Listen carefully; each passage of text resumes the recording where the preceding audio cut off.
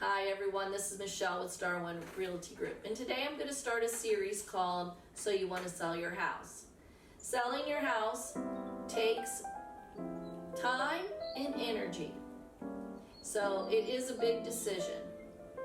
And the first thing that you need to do is find out, what your house is worth. Now, a lot of times people want to go to Zillow, or they go to Realtor.com, or they go to different sites to find out what their house is worth.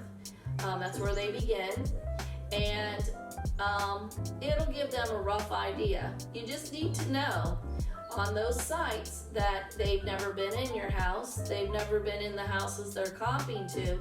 Only thing they're doing is taking raw data, putting it into an algorithm, and spitting out a number. And we know that is not going to be the most accurate. So that's why you want to have an agent come out and bring you a comparative market analysis, where basically the agent comes out, gives you a list of everything that's in your neighborhood that's active, pending, and has sold in the last 6 months. If you have multiple agents come out, we should all be bringing the same data because it is public information, and that is what an appraiser does. So let's just talk about that a minute. So when we come out, and I'm talking about Star One Realty Group, when we come out, we bring all the actives, all the pendings, and the solds in the last 6 months in your neighborhood. And let me explain that. When an appraiser comes out, they go by the neighborhood. Now, where I am, there's 2 neighborhoods, and there's a road that runs between them. The houses on the left and the houses on the right of the road are exactly the same. Same builder, but the thing is, on this side, the neighborhood's called this, and on this side, the neighborhood's called that. And I have been in many an argument with an appraiser because they're only pulling from the name of the subdivision that the house is in. So just make sure you kind of look at that. Now, what we know from the solds is what the buyer was willing to pay and the seller was willing to sell.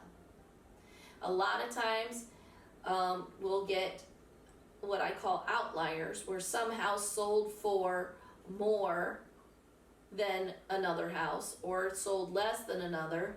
And I'll give you an example why that happens sometimes. We don't know what's in everyone's house. We don't know what they have.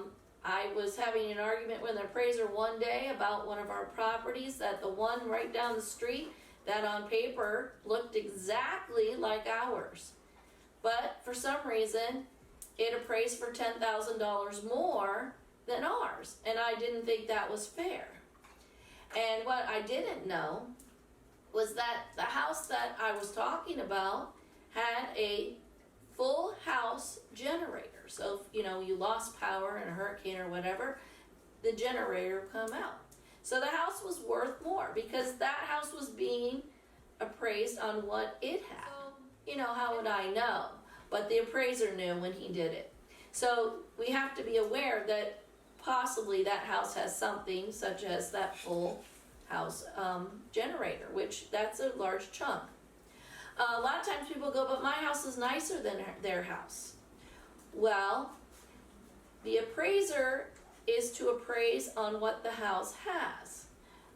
Most of us would say our kids are cuter than other kids, but that doesn't mean that they are. Okay, so you kind of have to look at it that way. So what we know, and I can say what I know from my many years of experience, is that if you price your house correctly, you're going to get the most showings and you'll have the best opportunity to sell your home and get the best offers. So I will conclude with this, that listing and pricing your home is probably the first most important decision that you'll make. Make sure you have enough data to come to an educated guess range of how you price your house.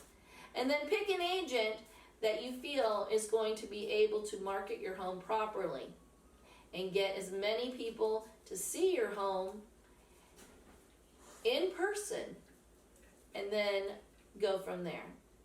Best wishes with selling your house, and have a lovely day.